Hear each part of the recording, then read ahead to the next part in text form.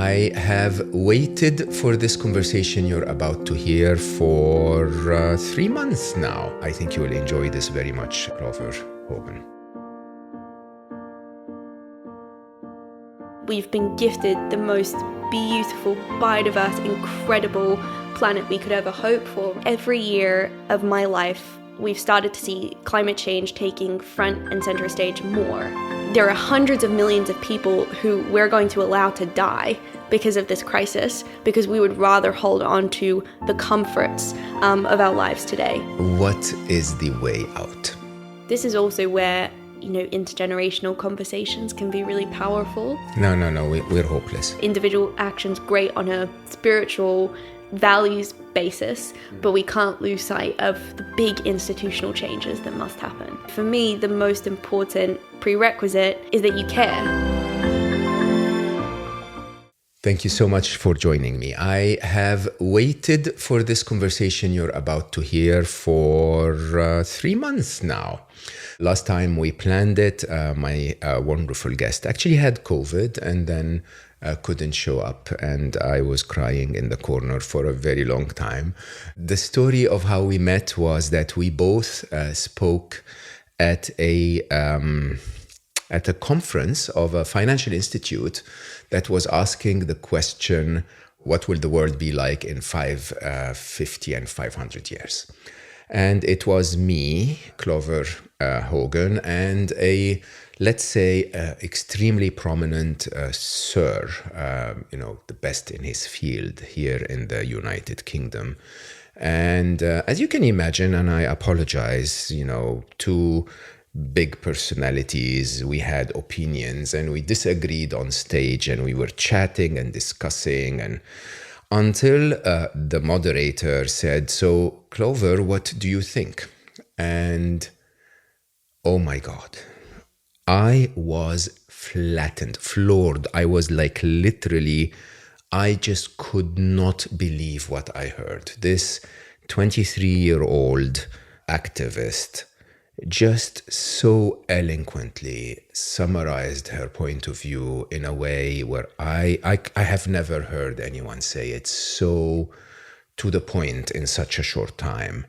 And then, like wise people do, she stopped. She said her point in like 3 minutes and then, well, that's it. And so in that moment of silence, when I'm completely stunned, the moderator asks me something, and I actually couldn't even pull my head together. I was still thinking about what Clover said, and I said, well, before you talk to me, Clover for Prime Minister, because I honestly and truly believe everything that we've messed up, people like Clover in our next generation hopefully will fix it. Clover Hogan is Australian, so she loves coffee like I do. She actually just said that the coffee I made her was good enough. Hey, by the way, she's a climate activist. She's a researcher on the topic of eco-anxiety, basically how the current crisis with our climate change is affecting our mental health. She's the CEO and founder of Force of Nature, which is a youth nonprofit mobilizing the mindsets, basically trying to change the mindset to encourage action for climate change. She, at the wonderful age of 23, has been an activist for 10 years, for 11 years already. She has worked with the world leading authorities, consulting for board of directors of Fortune 500 companies. She's worked with major government leaders, CEOs and others. And she interviewed the wonderful His Holiness the Dalai Lama. And incredibly far-reaching with a very clear message. I think you will enjoy this very much, Clover Hogan. Thank you for having me. I'm feeling very shy after that introduction. Oh, that's not you. I have to start with the obvious. How do you start being an activist when you haven't even finished school? Very cool parents. No, okay. Did you guys hear that? We're going to record this and send it to her parents. I'll just send them that snippet and nothing else. So I was very lucky to be born in a beautiful part of Australia called the Whitsundays. It's, you see the Google images of the white sand beaches, the aqua water. And, my parents had worked in advertising for 30 years in the big city and the big smoke in Sydney. And so really wanted me to have this, upbringing in nature. And so I remember spending more time outside than in. I used to fish frogs out of the toilet and dodge snakes that hung from the ceiling and avoid doing my homework so that I could go and explore the mudflats outside our house and rescue beach sea turtles. So I developed this really deep relationship to the nature all around me from a very early age. However, when I was 11, I discovered documentaries, and I remember watching films like The Cove and Inconvenient Truth, Food Inc. And I remember just feeling heartbreak. I remember sitting glued to my computer screen, just sobbing as I watch, these images of million-year-old forests being bulldozed to make Big Macs, and, the coral reef that I'd grown up on turning white and acidified because of climate change, seeing these dolphin hunts that turned the shoreline red. And I think that the image that sticks most with me to this day is this graph that was presented by Al Gore that showed how, quickly we were kind of destroying the planet, and critically how good we were at pretending otherwise. And so I remember, amidst that heartbreak, also remembering the people within those films who committed their lives to trying to solve these issues. And I remember, stopping my parents at the dinner table one night and saying, I want to be one of those people. I want to commit my life to this thing. So I made that declaration, and that is, really where it all started. So I remember the inconvenient truth. Actually, my mom, we had a very, very strange climate in summer this year, everywhere in the world, really. And, I was in the United Kingdom at the time in August, where it was really a drought, basically. I was staying on my retreat away in the countryside. And it really reminded me almost of Dubai in a way. All of the grass was completely dead. Most of the bushes were dying, and the trees were really, really suffering. And I called my mom. I call my mom as frequently as I can, and she basically said Al Gore was right. We did not believe at the time that he was so right, but it is an inconvenient. I think now it's a painful truth. Yeah, and I mean, even now, even with 33 million people being displaced in Pakistan by the floods, even with Europe, experiencing its worst drought in over 500 years, we're still so deeply entrenched in denial. And I remember during that heat wave, feeling this incredible anxiety and kind of despair, not just because of the heat wave itself, but because of the lack of reporting in the media. Yeah. And, I went on to the BBC, and they had, this coverage of, hottest ever temperatures. And, there's one news reporter, eating an ice cream as he's sharing the story. There's another one who sat in an inflatable pool talking about, this is great weather to get out and sunbathe. And, in none of those videos, I remember clicking through trying to find mention of climate change, and there was nothing. It was just like, this is beach weather, get out and make the most of it. And I was like, how can we be witnessing climate collapse and witnessing a climate emergency, like parts of the UK literally on fire right now, and be talking about swimming at the beach and ice creams? So I wrote about it, and I wrote about this frustration, and people got so irritated alongside me that it caught the attention of the BBC, and then they actually rewrote all of those articles, and they put out a press release on, this direct relationship with the climate crisis, the fact that, climate change made the heat wave 10 times more likely. It likely increased the heat by a conservative estimate of 4 degrees. So suddenly they were actually reporting on the science. 4 degrees. Yeah, and that's conservative. So conservatively, at least 4 degrees. And I just need to put this in perspective. Most people don't understand, but 4 degrees is it. Yeah. Like if the entire globe goes up 4 degrees, we're toast. We're completely submerged. Yeah, exactly. And climate change is not felt equally, as we know. So there are already parts of the world, the Arctic, for example, that are warming so rapidly. It's part of what made the floods in Pakistan so bad, is all of their glaciers are melting. So, in places like the UK, we're in a bubble of relative privilege. We don't experience it to that same extent, but we are starting to experience it. And fortunately, people are waking up to it, but that's often not helped by media that is still just pretending that, everything is fine. But everything is not fine. No, no. Tell me what your perspective is.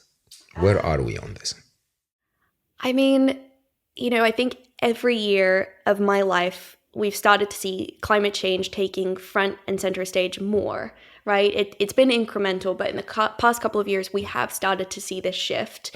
And yet, last year in 2021, globally, fossil fuel subsidies doubled. The UK, Liz Truss, our new Prime Minister, is proposing over 100 new contracts for drilling in the North Sea, where we've never had better access to the science. This coming from Google. Any of us can find the facts online.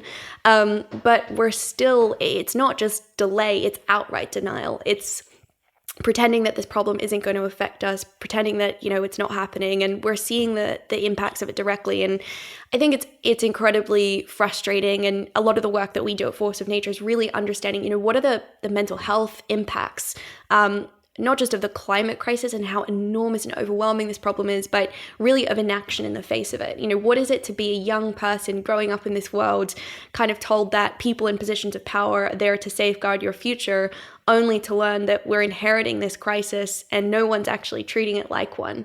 We saw at the start of the pandemic a global mobilization to try and solve this issue.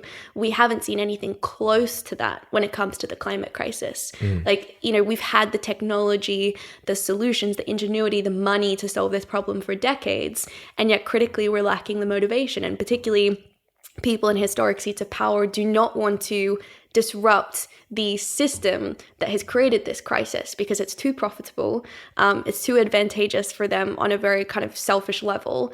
And so it means we're ensnared within the status quo. People out of power, students, young people, everyday citizens feel powerless, but so too do the people in positions of power. They too think that the system's too broken, the problem is too enormous. A lot of people are falling into defeatism. It's too late. It's not my responsibility. So I'm just very determined to try and get people to shift that mindset and shift that thinking, because we will only solve this crisis if we believe that we can, right? And can we? Absolutely. I mean, I try to stay out of really binary thinking, because I often get asked this question of is there hope, or is it too late to solve the climate crisis? And the reality is it is already too late for lots of people. Over 1,000 people died in the floods in Pakistan. Millions of people are being displaced. We didn't even hear about the flooding in Bangladesh, which is the worst in over 100 years. Worse than the normal flooding in Bangladesh. Exactly. That's unbelievable. Yeah, and so we're already losing species, and purely from a scientific perspective, there is a certain degree of warming that is already kind of locked in, even if we were to stop emitting overnight. So we're going to see, mass pain and suffering and displacement of people. So it's already too late for a lot of people, but of course there is still so much to save. And, the science tells us that we have to keep within this 1.5 degrees of warming, or else we're going to trigger all of these climate tipping points. And unfortunately, as you know, once we go past those points, then you really are past the point of no return. It's very difficult for human intervention to try and reverse, those systems of collapse. So that's why this moment in time is so important, and why anyone with the resource to do so has to try and do something. How far are we from that tipping point, the 1.5 degrees? Very close. I'm not a scientist, so I won't try to recite the numbers, but, I think a lot of people are kind of familiar with this doomsday clock, which I disagree with as a concept, because I generally don't think doom and gloom really motivates people, although I'm probably being quite doom and gloom right now. No, I think it's important. So I do that. Let me be very clear. Huh? So when I wrote Scary Smart about the threat of artificial intelligence, the first half of the book was the scary part. Yeah. Okay. I think the worst way we can actually ever behave is to deny the facts. Yeah. Okay, let's put the facts on the table and understand them. And I know this is your work as well. So force of nature is really trying to say we don't need denial and we don't need despair, right? Yeah. We just need to know the facts so that we can act. Exactly. Now, let's talk about the doomsday clock. So when I invited you over here, I actually did this deliberately. I don't know if you've noticed that big box over there. Mm-hmm. This is the amount of plastic that I recycled during I'm hoping they will recycle during the last 7 days of my stay. Okay, so I came to this Airbnb. I did order a suitcase, so that came in that big box. But the rest is just little things, like you order a notepad and it comes wrapped in unnecessary plastic, and right, and plastic is just one small part of this. But it was my attempt to actually waiting for your arrival to tell you that we have built a capitalist system. Yeah. That is motivated by certain parameters, and we can discuss those in details, that even someone like me who is desperately attempting not to waste, it's impossible. Yeah.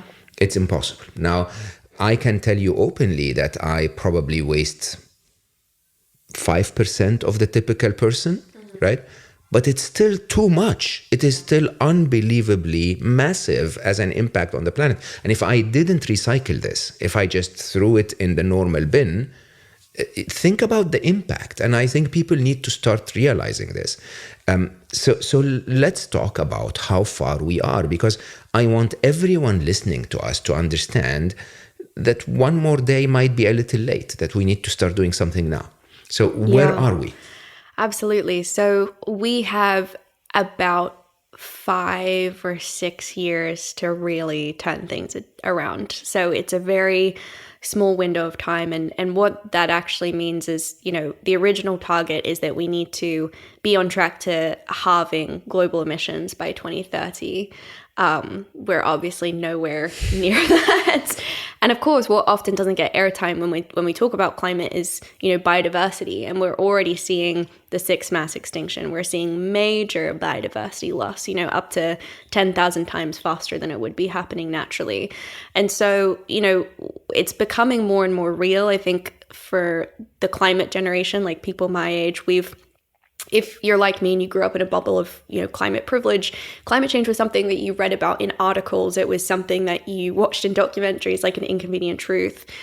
Yet in November of 2019, my country went up in flames, right? Mm-hmm. Like 2 billion animals were incinerated in the inferno. I remember watching videos from my friends on Instagram, them standing on the roofs of their homes with hoses trying to keep the flames at bay. This is a country of the global north, a privileged country, right? And it's also experiencing the climate crisis. So, it's becoming more and more real, but the time is really, really dwindling. And I think the thing that frustrates me is not, or that scares me, I guess, isn't the science so much as all of the false solutions, right? All of the greenwashing, all of the, techno-utopian solutions that are supposedly going to solve this crisis. And yeah. I remember in our conversation, I mentioned it, like Elon Musk tweeted a little while back that he was pledging $100 million for the best carbon capture technology, as if trees didn't exist. And, US climate envoy John Kerry came out and said, over half of the technologies needed to get to net zero in America have not yet been invented, right? So we keep holding on to this idea that like robots of the future are somehow going to pull us out of this mess, because it's really painful to scrutinize the part that we each play, the part that we've inherited a system that is deeply flawed, that is deeply broken, and to really analyze the ways in which we're complicit and the ways in which our lives are deeply interconnected with all of those systems. It asks us, this crisis demands that we really examine our relationship to ourselves, our relationship to nature. So of course it's easier to say, oh yeah, there's going to be some carbon sequestering machine that's going to fix the problem, rather than saying, actually, we've inherited an economic model of growth-based capitalism, which says we can do limitless growth with finite resources. We can continue, baked in a history of colonization destruction, to commodify nature, to exploit frontline communities, to effectively, sacrifice people to to this monster. And that's what it is. Like, the climate crisis is not a coincidence. We're not solving it because it's inconvenient. We're making an active choice to say there are hundreds of millions of people who we're going to allow to die because of this crisis, because we would rather hold on to the comforts of our lives today. And we don't want to ask those big questions. And so that is the piece that frustrates me. And, you talked about your own plastic consumption and how difficult it is. We've also been lured into this false narrative that it's up to individual actions. And I hate this so much. Like, I was interviewed for something recently and they said, oh, but what are the top 10 things that people can do in their homes? And I said, what? I'd much rather talk about, fossil fuel subsidies in this country, or, the people we're voting into power, or the role of big companies. But they were so, obsessed with this idea that, if you turn off the lights when you leave a room, or you buy a reusable coffee cup, we're going to solve this issue, which we just know is a distraction tactic, right? The carbon footprint calculator was created by British Petroleum, which then rebranded to Beyond Petroleum, so that it could spotlight attention away from itself and shine light on the individual consumer and say, actually, no, it's up to you. It's up to how much energy you use. Let's not examine the fact that 100 companies are responsible for 71% of emissions. Like, no, that's too uncomfortable. So for me, it's like the despair comes from these narratives that are just continuing to delay action and lure people both into a false sense of, positivity and some assurance that we're going to solve the problem with the same types of thinking that have created it in the first place. I find that really exhausting. Clover for Prime Minister. Sorry, that was such a word vomit. It's so spot on. So the reason we ask you for what we can do is perhaps because we are in the same level of despair that the decision makers are not going to do much. I mean, I just sort of asked myself while you were talking, and you so cleverly said, as if trees were not invented. And I said, maybe I should just withdraw every dollar I have in the bank and sell every asset that I have and just plant trees for that. And, it's quite interesting when you think about it that the government will not do that $100 million by super tech entrepreneurs are pledged for a machine when $100 million can plant a billion trees. Yeah, I saw a very telling tweet today from the World Bank, and it was about Bhutan and the fact that they have 71% of forest coverage. And I remember, I was like, oh, that's so cool. But then the second line of the tweet was, and it only contributes 2% to their GDP. So how can they better take advantage of this forest, right? And, in a world of capitalism, a tree doesn't have value for producing oxygen and fostering biodiversity and keeping us alive. They'd rather think about how can we turn that beautiful old tree into a piece of IKEA furniture, So the disconnect it runs so deep. And again, as you said, like it's hard to really think from a place of empowerment, what can I actually do when, unless you go and, move to an island and live on a fully sustainable compound, like we're all contributing to the problem. And I think that's the part that can be really disabling, and that also fuels a lot of these feelings of guilt in my generation. We know how we're contributing to the problem. So can I ask a very political question here? So I don't think we are all equally contributing to the problem. Africans, for example, are contributing a lot less. Agreed. than Americans or Chinese. I mean, the Chinese per capita are contributing a lot less, but then that debate of, Chinese government and American government saying, hey, but you're the problem. It doesn't really matter, honestly, how much per capita or how much per country or how much per square foot of your land or how much, I don't know, per your GDP. It doesn't matter.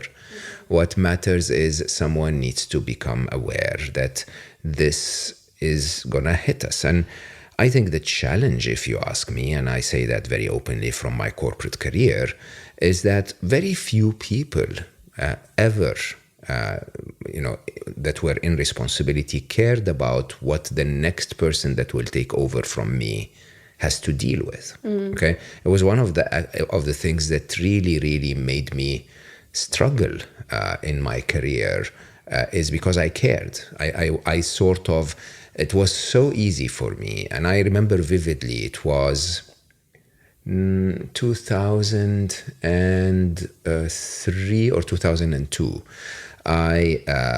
No, sorry, it was earlier. It was 1999. And yeah, I'm that old. So year I was born. Thank you for rubbing it in. So I remember vividly, until that time, I used to be that high flyer, superstar. Every 18 months, I expected a promotion. Otherwise, I'd get really upset. And I went to my boss around 12 months in, the ultimate capitalist, and I said, look, I performed, I grew my business this much, I did this very well. I expect you to promote me within 6 months. And he told me at the time, he said, but you're doing so well, and the sector is really not fully fixed yet. Would you please stick around for another year? And I promise you, I will promote you twice after one more year.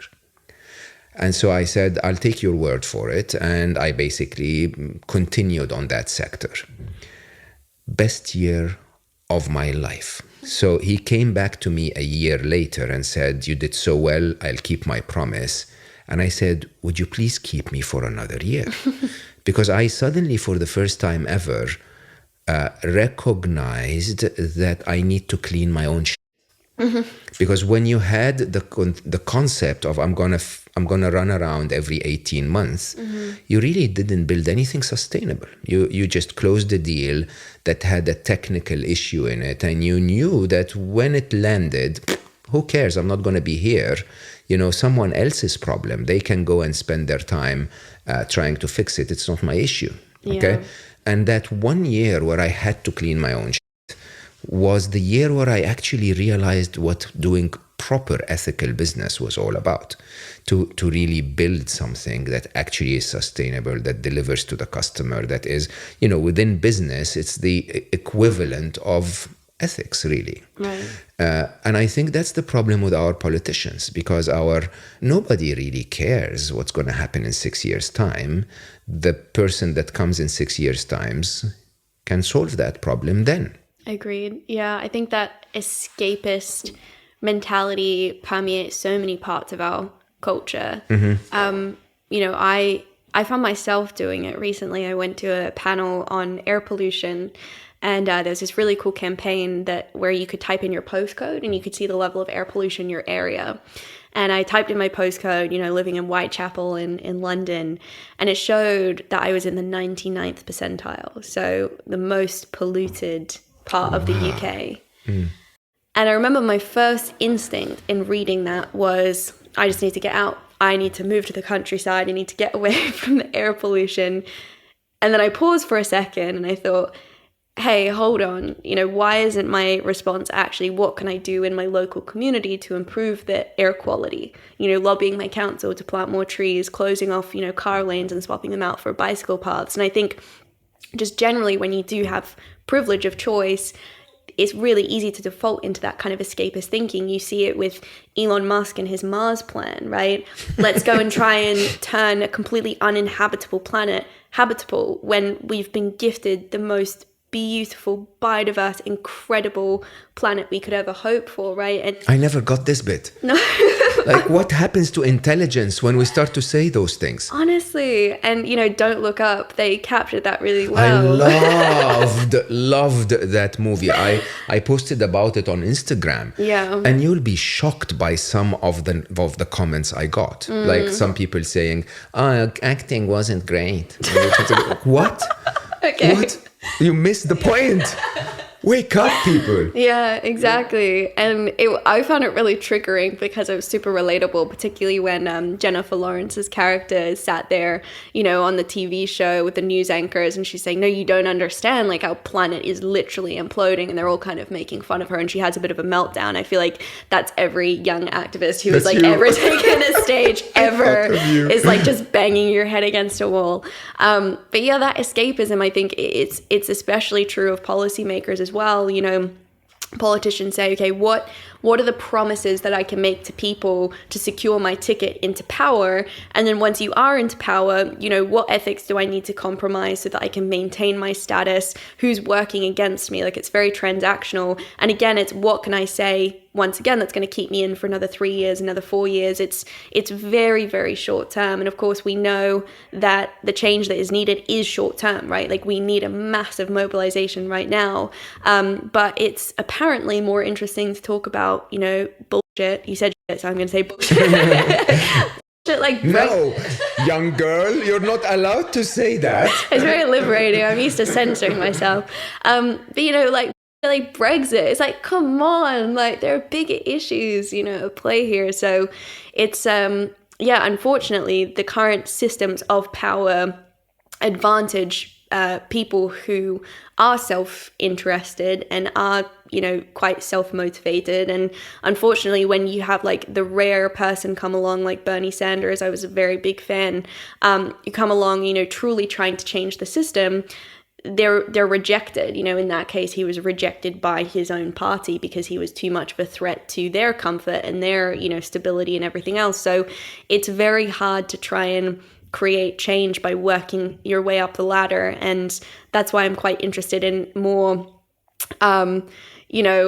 sneaky is not the right word, but like other ways of disrupting and other ways of creating change. I think Extinction Rebellion has been incredibly successful, but again, the system's now reacting against it. Like, we have the policing bill here in the UK that's increasingly making it illegal to protest, to use your voice. It's the greatest threat to democracy that this country has ever faced, and they quietly pushed it in the middle of the night, right? So we need to find other ways to disrupt power. We can't really wait for another election round for another generation of people to take those seats.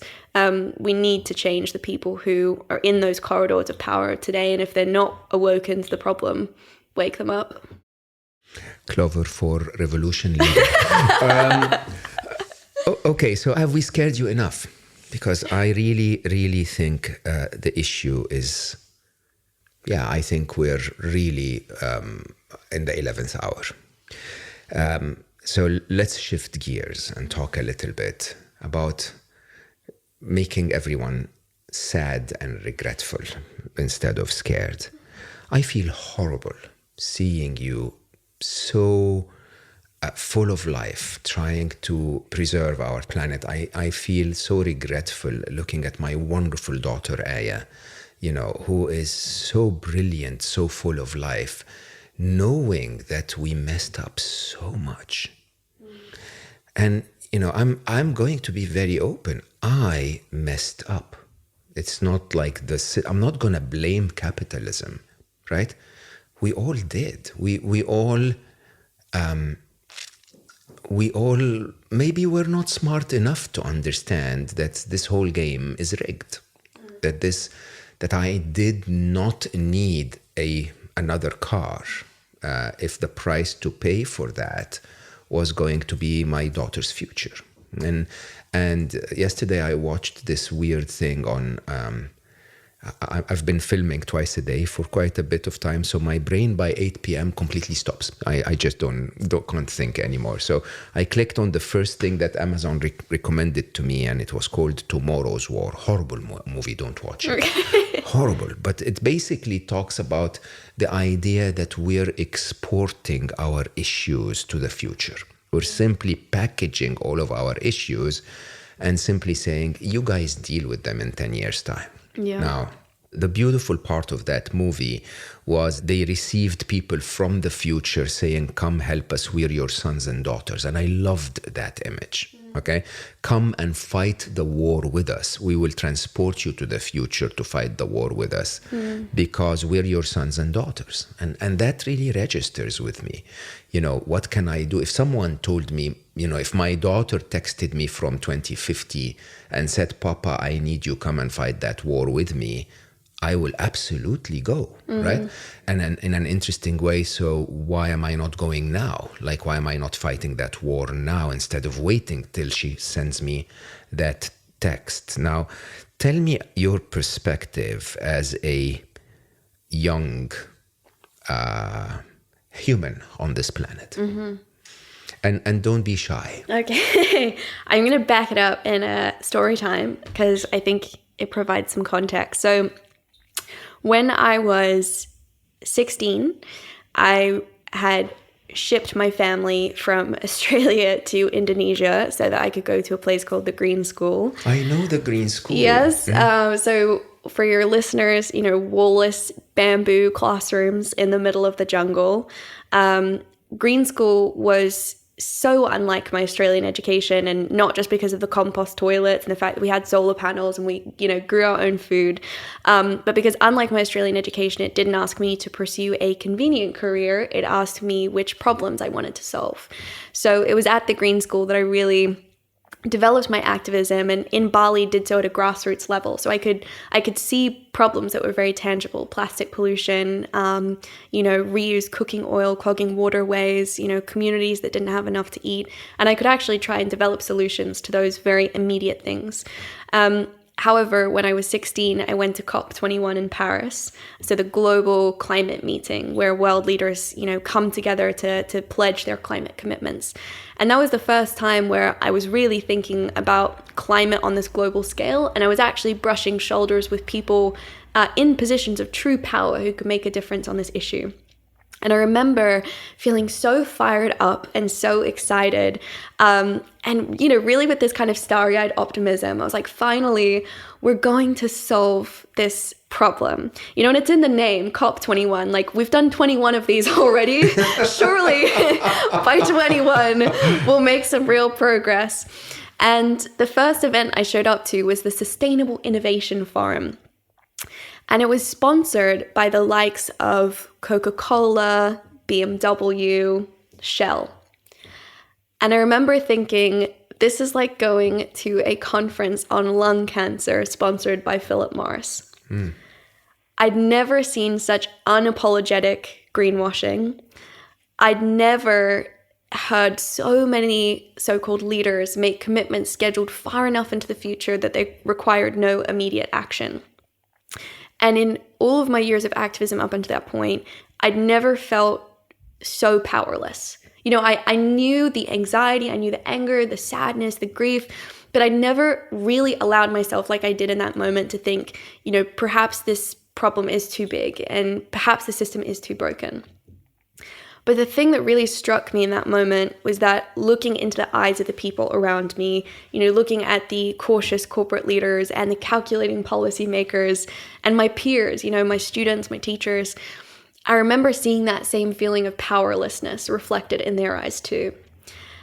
And when I went back to the Green School, feeling still disillusioned, I had this real light bulb moment. I was sat in, you know, one of my environmental studies classes, and my teacher introduced me to this word, ecophobia.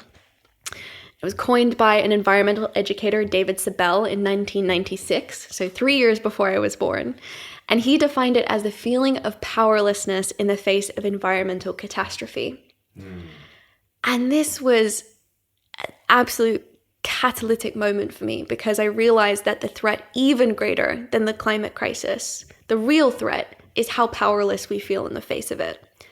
And I became obsessed with understanding the role of our psychology and our mindset when it comes to the climate crisis. Because I was like, unless we figure this piece of it out, we're not going to be able to do any of the other stuff. And in that research and you know, conversations, what became clear is that, you know, as a species, we're really bad at responding to threats that we perceive as, long-term and distant and super complex, right?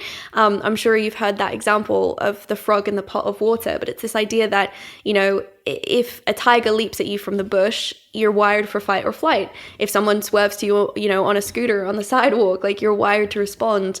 But when it comes to climate change, we're the frog in the pot of slowly warming water, right? And we don't jump out until it's boiling. Literally. And so, we're not geared for one to respond to this. And this was a really helpful realization, because I think coming out of COP, it was super easy to resign myself to this idea that people were inherently bad and greedy, and to think, the people in power just don't care. And I still feel that way about certain people, like the, business leaders within big oil and gas companies like Exxon, who chose to hide the climate science, 40, 50 years ago. But for the most of us, and for most people in business today, that's not the fact. They think about their kids, and they really, really care about this issue. They don't want to be complicit. They want to know what to do. But again, it feels so large and it feels so overwhelming that they don't even know where to start. And so that manifests in denial, oftentimes, in, whether it's the techno-utopianism or, it's not up to me. We invent all manner of stories to convince ourselves that it's not our responsibility.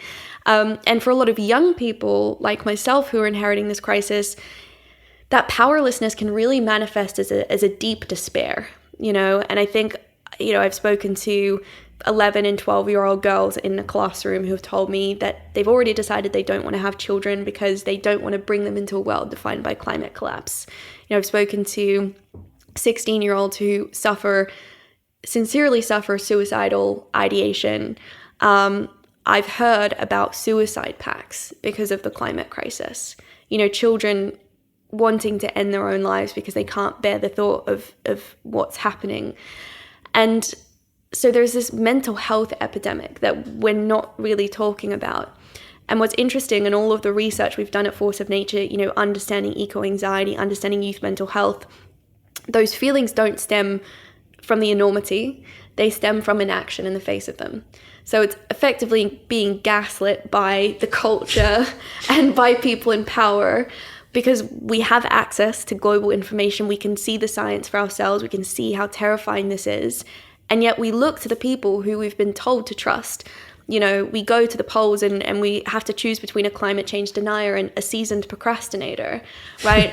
We've grown up having to understand greenwash because we're constantly being sold stuff, because companies see conscious, sustainable consumers as an opportunity to make, a sustainability premium, to make more money.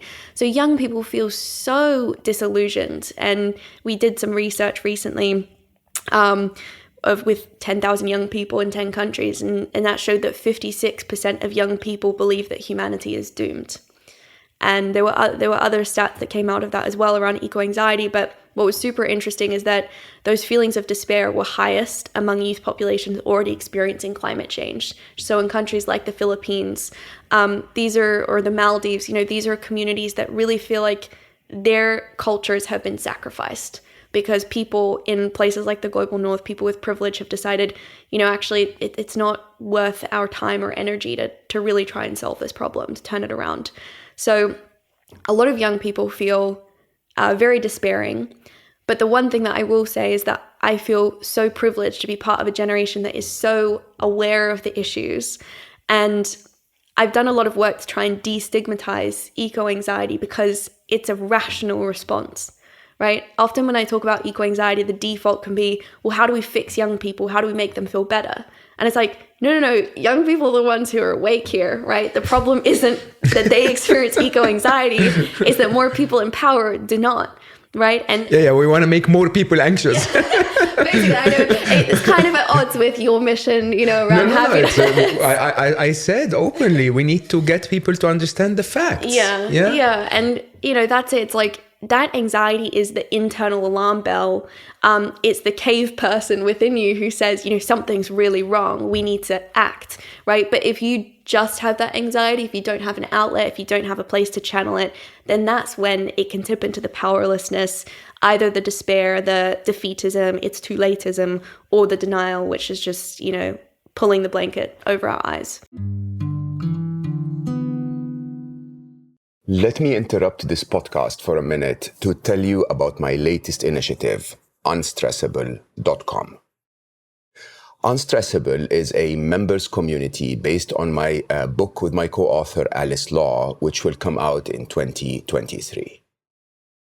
Members of Unstressable get a library of training materials, daily tools to manage their stress, a free monthly webinar where you can ask your questions, guest expert talks about relevant topics, and the best of all, a members community where you can talk to other like-minded people to learn tips and tricks about how to manage your stress better.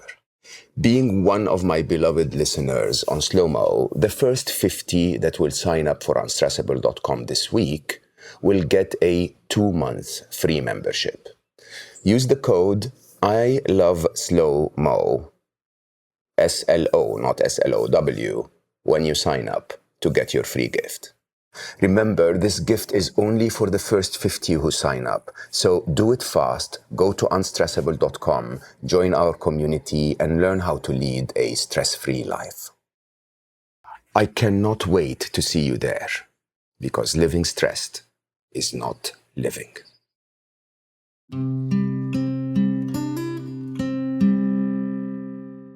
And neither works, right? So what you're trying to say is probably very similar to what I'm trying to say. Don't deny it. Mm-hmm. Don't panic. Just sit down and let's do something about it. Yeah, create space for the feelings. And, I've always felt really big emotions. Like growing up, my dad used to say that I was too sensitive. This is the part of the podcast I won't send to him. But, I remember thinking that was a weakness. And I remember thinking there was something wrong with me because I cared a lot about lots of different things.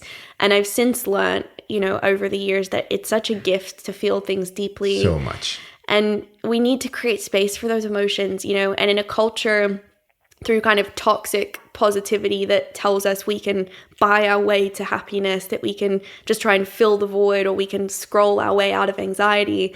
Like, we need to get people comfortable with sitting in the pain and looking full in the face of, what we've done to our planet. Because I think when we travel down into that pain and when we really let it touch our hearts, that is what gives us courage. Like, that's what gives us the determination. That's why I declared myself an activist at the dinner table at 11. It's because I felt heartbroken, right? And I thought, it would be a waste of time for me to do anything else. So let me throw my full life force behind trying to solve these issues. So first of all, thank you so much for not just responding to my question by saying, yeah, you messed up. Even though I still feel quite regretful. But so this is Slo Mo. First of all, you're talking too fast. and secondly, we're this is actually normally an opportunity for us. So this whole podcast is, as I call it, a quest for wisdom, an opportunity to reflect and think about topics that we rarely give the time to. Now, here is a topic that we should give the time to. Do you have another 8 hours? So what is the way out? The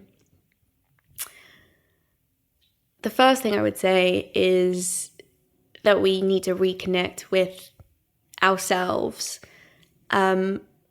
acknowledging that, being an individual is an illusion, right? Like, we are all part of this tapestry of life, no matter how much we might try to convince ourselves that we're above it or better than it. We've inherited this centuries-long campaign, through religion and a very pigeonholed view of science, that we're somehow separate from nature, that we don't need it. And of course we need it, and we need one another. It's why I also get frustrated when we talk about mental health, that we pretend that we exist in isolation, these little silos. Like, my mental health is, I have agency, of course, but it is an expression of the culture I've inherited. It's an expression of the community that I live in. It's hard not to feel sad and anxious living in a place like London, which kind of switches off your humanity. I remember growing up in Australia, I never encountered like a rough sleeper. I grew up in a town of 6,000 people. And so I knew everyone, and I knew my neighborhood, I knew my community. And then coming to London, I remember the first time I saw someone, sleeping on a street corner, feeling that heartbreak and feeling that sadness and, striking up a conversation with them. And then the second time, it just, it became a little bit more difficult. And suddenly you're seeing so many people sleeping on street corners. You're seeing so many issues. Every time you go to the supermarket, trying to buy stuff that isn't wrapped in plastic, going through the checkout, not interacting with another human being. It's like we live in these societies that make it really difficult to connect with people, and that reinforce this idea that we're uncaring, which is such a myth. Like, humans succeeded as a species because we're inherently social and because we can work together and collaborate and communicate. So for me, the way out is in. I love that quote, but it's true. It's like we have to understand how we've severed ourselves from community, from nature. We need to create space within ourselves to sit in the grief and the pain of that, because there's a lot of pain and it needs time to kind of process. And then we can actually process that by connecting with other people. It's one of the beautiful things about Force of Nature. It's actually been a very selfish project because, I've basically just built this community of young people who care just as deeply as I do. And suddenly I no longer feel alone in that heartbreak. I've met people from every country of the world who, experience these feelings that keep them up at night. But we validate one another in those emotions and we say, hey, let's actually do something productive with these feelings. Let's channel that anxiety into action.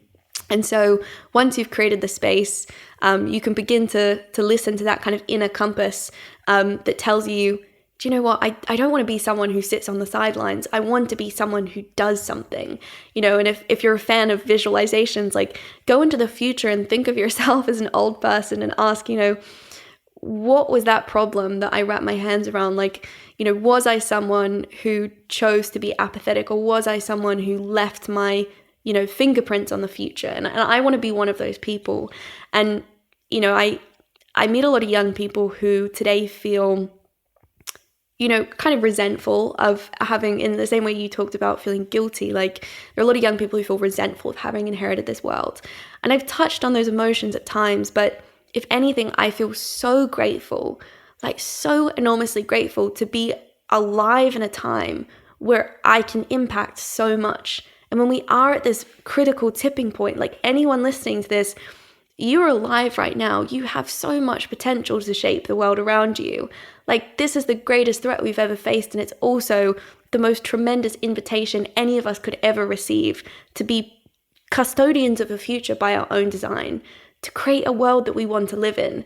And that for me is such a beautiful gift. And that is what motivates me. So the short answer to your question is look inside of yourself, understand what triggers that fire in your belly, and then don't do yourself the disservice of ignoring those feelings, but really think, how can I channel them into action? What are the skills that I have? What are the skills that I want to develop to take action on the issue that I care about? And then how do I find others? Because there are so many of us who care about the same things, so that we can do this in collective action.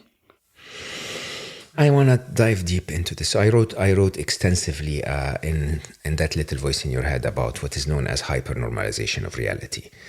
And you just covered it so beautifully. The truth is, the simulation that we've created of life is not life at all, right? That illusion of I'm an individual, I'm not connected to others, the illusion of you can deal with a cashier or a barista without acknowledging their humanity, the illusion of, this is life in any way, and that I'm an individual and I'm separated from all of the others.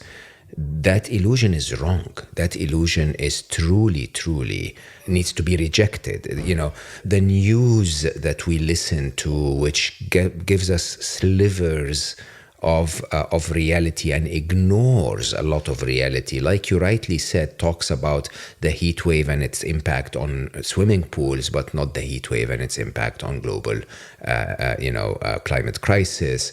All of those eliminations, all of our belief in politics. I just surprisingly had lunch with a friend today where we she's a big believer in reforming politics in a way where politics work, when I am a big believer that there is no hope. You can't go to the thief and say, can you please recover my goods for me? And I don't mean that governments are thieves, but the reality is that a politician is driven by a very different objective. And I always say that one of the Bibles of the modern world is to read Freakonomics. Freakonomics explains to you that if the politician is motivated by getting elected, then all of their actions will justify that. All of their actions will go in that direction.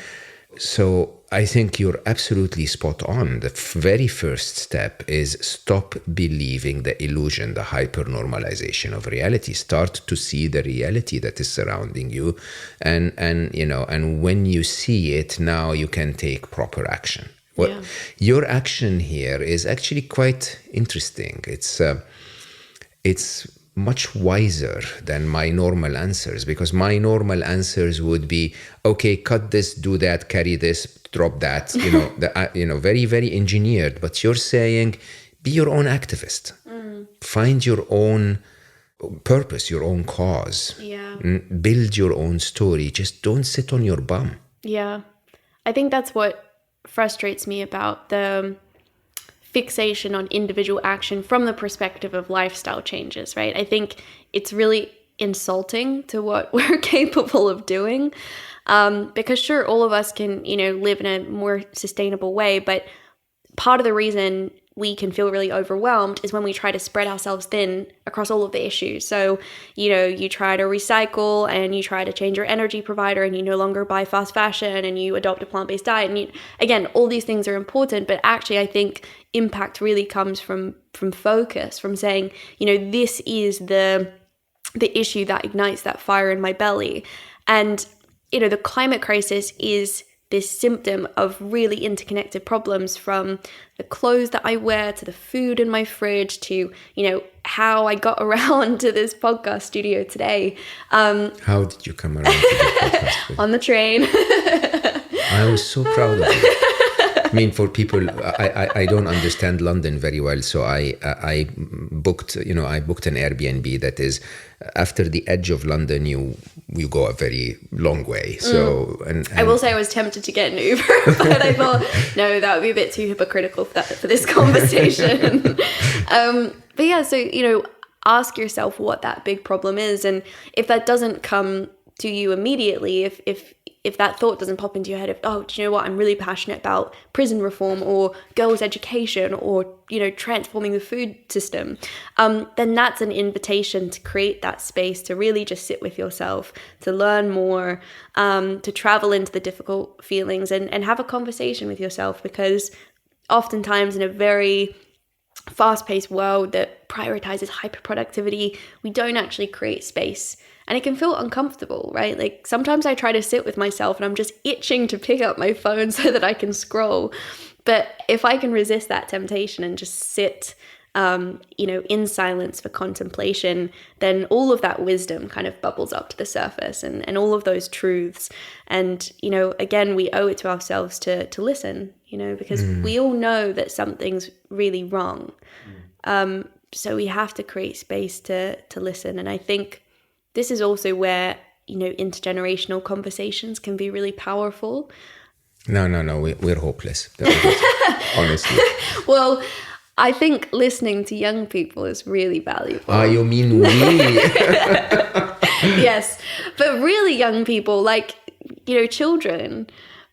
Children have so much wisdom because they haven't been around long enough for society to kind of clip the wings of their imaginations. Like, they see the world in a really pure way. And do you know what? I think it's Greta Thunberg, right? She galvanized this movement of young people globally.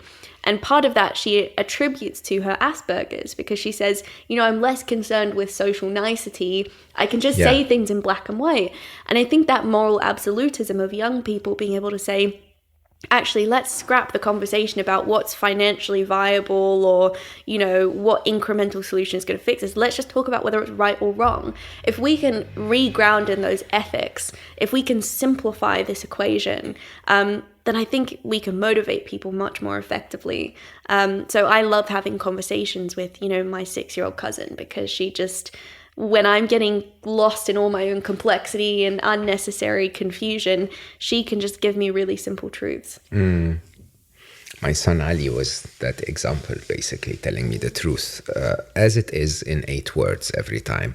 It's interesting that, I'm 100% with you, by the way. I think, and I sit and listen and smile, when I get engaged in those conversations, when people say, I'm going to do this or I'm going to do that, and it's tiny changes. Of course, by the way, I respect incremental changes. I respect the fact that you say it's hypocritical if I'm trying to be an activist for the environment, but I don't take the train.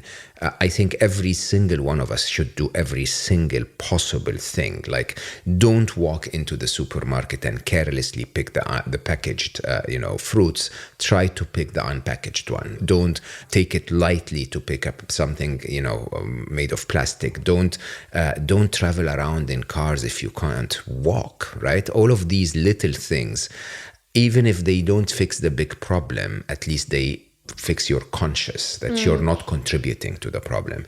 And yet I will absolutely say the problem is systemic. Systemic failure is why we are where we are when it comes to artificial intelligence, when it comes to climate change, when it comes to the massive gap of income, when it comes to so many issues.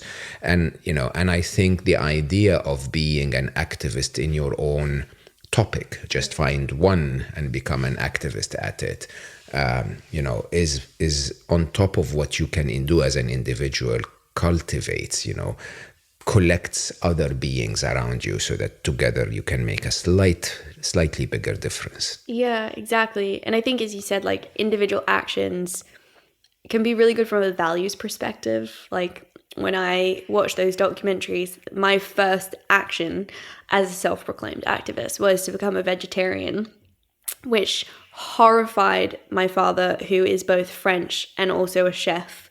So I was basically rejecting his whole culture and everything. It's like, I don't like you anymore. I don't like you. Exactly. So when he'd cooked this, beautiful roast dinner, and I sat down and said, actually, I'd prefer some vegetables, please. That was very confronting. But, things like that, those actions, I'm still vegetarian to this day, can be really, really powerful. But as you said, we also can't allow fear of inconsistency or hypocrisy to prevent us from engaging. And unfortunately, that's one of the things that I kind of see, particularly in the context of social media activism today, is that there's a lot of gatekeeping according to how pure of an activist you are. And, for me, the most important prerequisite is that you care. Like, I don't care actually if you fly on planes or you use plastic or you eat meat. Like, I do lots of things that I would prefer not to, but that I choose to because they're more convenient and it allows me to focus on the big picture stuff.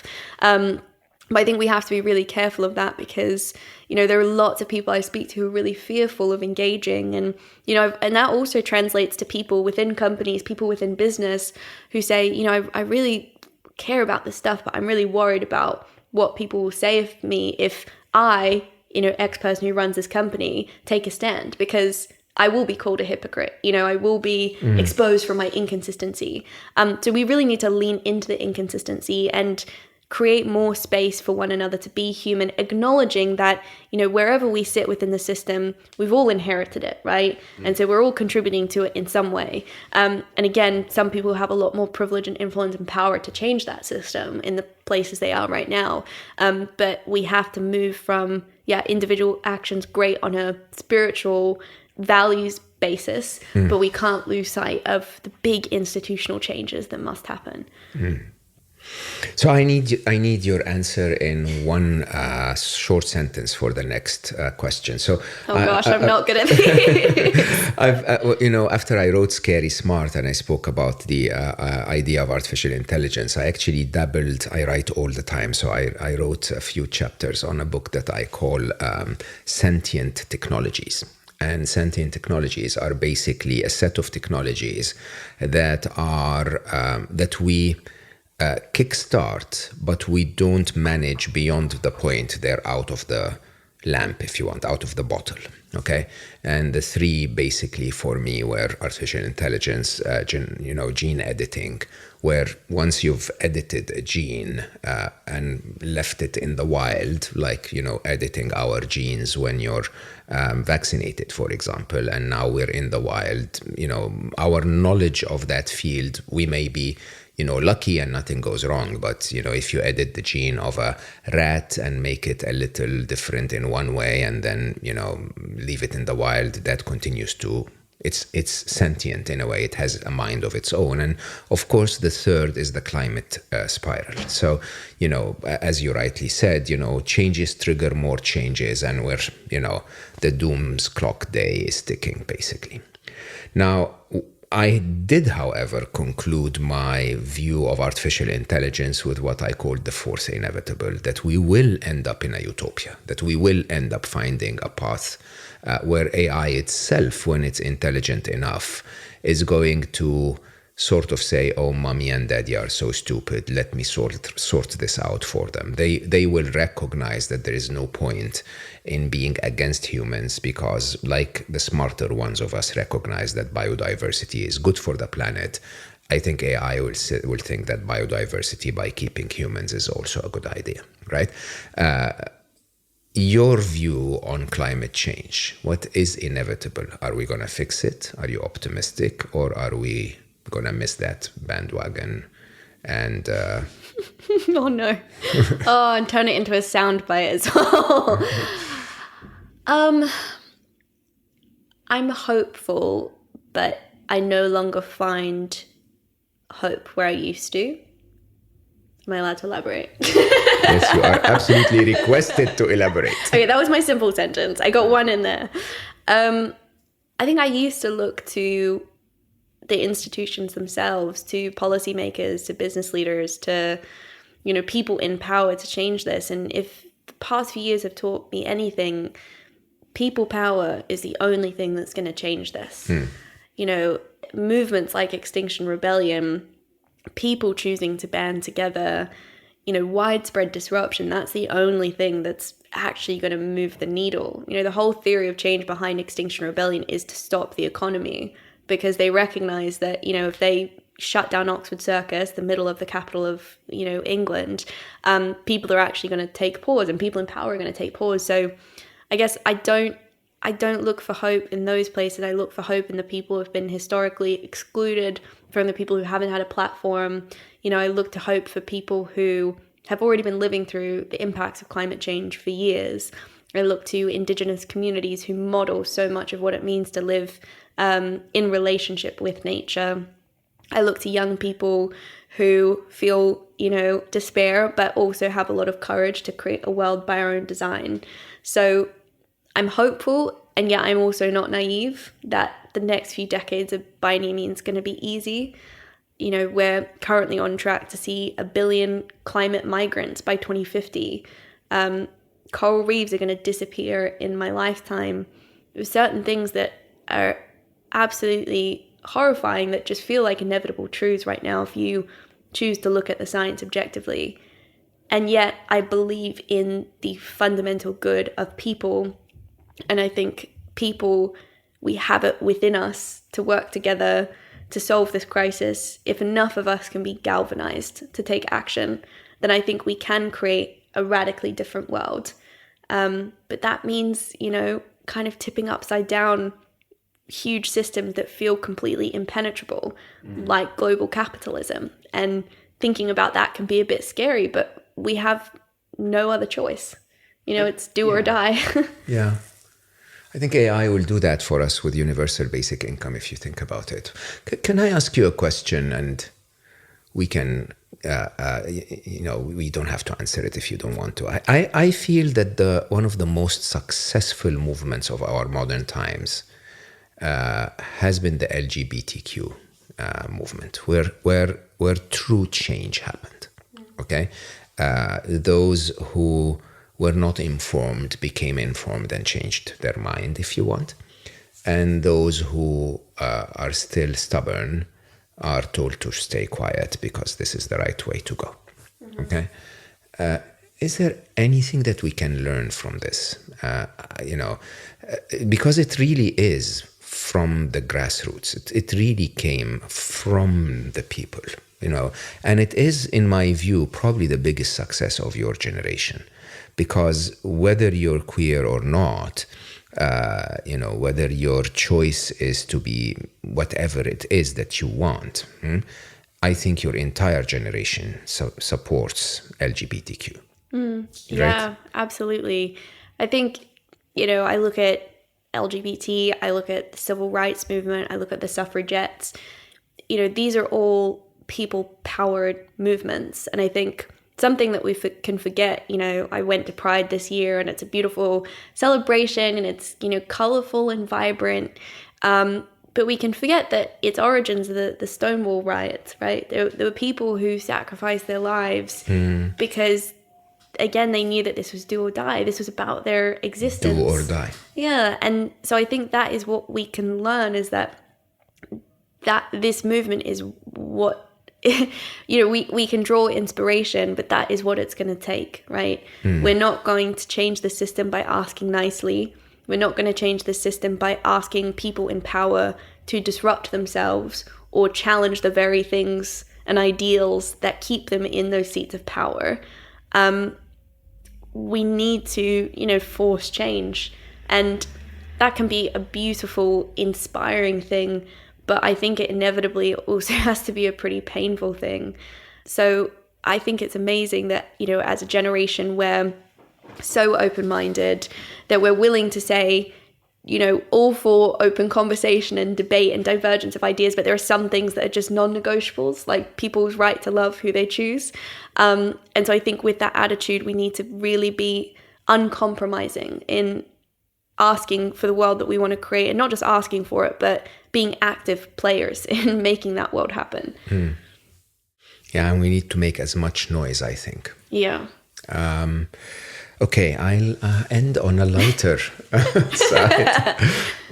How's your party life like? I mean, most 23-year-olds are not concerned as much. I mean, they do think about it and they do feel, eco-anxiety, but then they still go to the party on Friday night and drink and do stupid mistakes. Oh, good question. I think I was reflecting this to my boyfriend the other day. I was like, I think it occurred to me how much responsibility I carry on my shoulders. And, not just the personal responsibility I feel to take action on this crisis, but, Force of Nature, my organization, is now a 12-person team. And, it's no Google, but it's keeping 12 people, employed and, keeping money through the door and, running our programs and trying to create a real impact. Is a huge amount of responsibility. And I think for a long time, I felt like my activism had to come from a place of self-sacrifice. Like, I thought it was quite noble to think that, in some hypothetical world, if someone asked me, to sacrifice my life in the name of like a forest, I thought, it's really noble that I would say yes in a heartbeat. Like, that's how in service I feel to this like mission. But I've realized that self-sacrifice is kind of a product of the very system that I'm trying to change. And it's a system that kind of convinces me that I don't have a right to joy and happiness. And, I spent some time at a monastery, a Buddhist monastery in France called Plum Village. And the monastics there are beautiful people. And I remember going for the first time and thinking, oh, gosh, they're going to be really somber and really serious.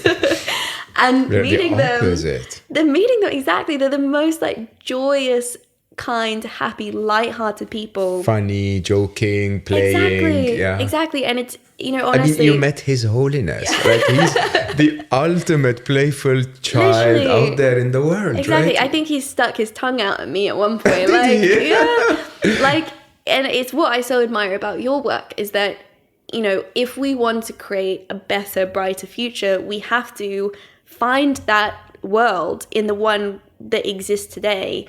And if it doesn't exist, we need to create it and we need to inhabit it. And so I want to interrupt you. Yeah. What was your favorite moment with His Holiness? probably, I don't know if there was a single moment. It was just his presence. Yeah, It's there is an incredible the presence joy. there. And I think I asked him quite a serious question about like legacy and responsibility and something like this. And he said something really playful. And I was like, wow. I don't know. You expect someone like that to have gravitas because they're very serious and wise. But the wisdom, the wisdom I saw in him is the same wisdom that I feel when I talk to my 6-year-old cousin. It's like this childlike, joy, and that connection. And so I guess that's really been my takeaway the past few years is that like I can't sacrifice myself. I can't do this from a place purely of despair and sadness, and I have those days, but I really need to embody the world that I want to create, and that world is joyful and loving, and it's one where I go to dance classes on weekend and I dog sit for my friends, and I'm currently lobbying my boyfriend to adopt a dog because I'm such a dog lover, it's ridiculous. And to have tea, and that's my retirement plan is I want to start a tea salon, a place for people to forget it. I wanted to start a cafe. Trust me. Yeah, it's not going to happen. Oh, damn. Yeah, I mean, the plan is there, but the retirement doesn't come. Yeah, the retirement probably not, particularly within the timescales of climate change. Maybe not super likely. Not soon, yeah. But yeah, my party life, all to say, is a lot better now than it was a few years ago. And that's because I'm determined to find joy and to, enjoy life. Very wise, very wise. My favorite moment with His Holiness was as I bought a white shirt and a jacket to go and meet him.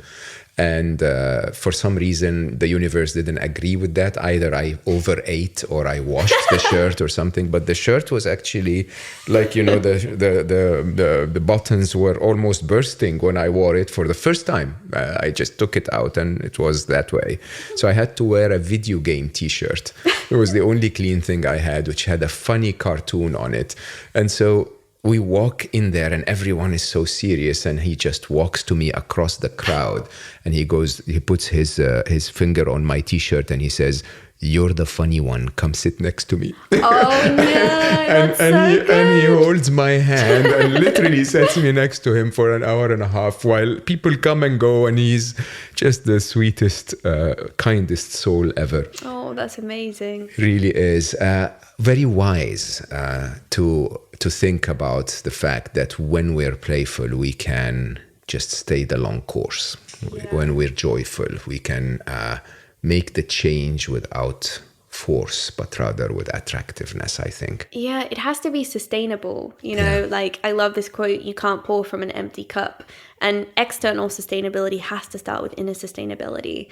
And there are so many activists I see who burn themselves out because they sacrifice themselves at the shrine of this cause without thinking, how do I actually invite in the people, the emotions, the activism that means that I can continue doing this in 30, 40 years time, because that's the reality. It's not just about the next 5 years. It's the fight of our lives, right? So if I'm still doing this when I'm 90, I better figure out the equation to make it fun and to make it joyous.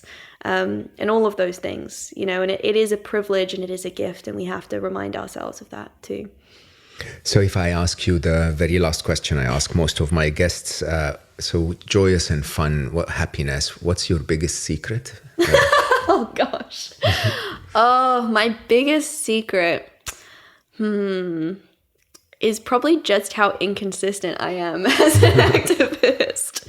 I've started exposing myself a bit on social media recently, but I recently wrote about how I was hiding in the fridge of my kitchen with all the lights turned off so that my boyfriend wouldn't walk in on my secret affair, which was the salmon sushi that I was practically inhaling.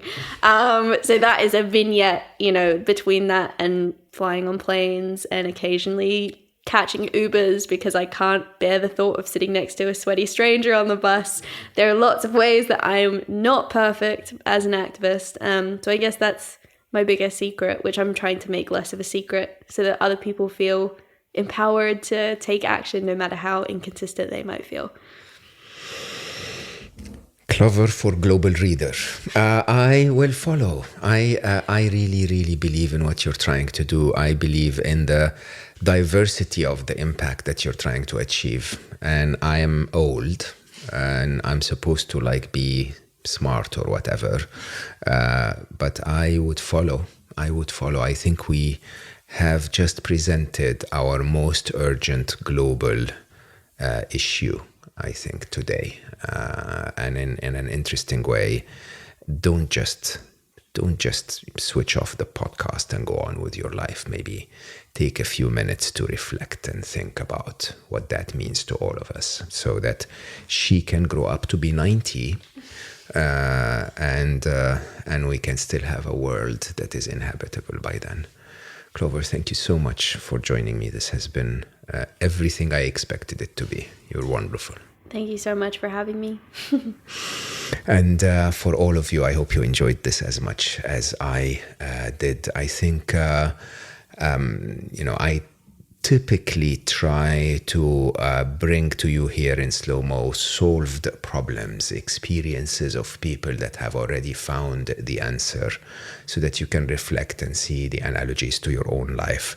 But I think this is probably one of the challenges that unite us as humanity in a way that we have never had to before. And I think in that itself is a beautiful gift, because if we can find a way to be unified, to be united, then I think we've actually reached the core of who we are as humans.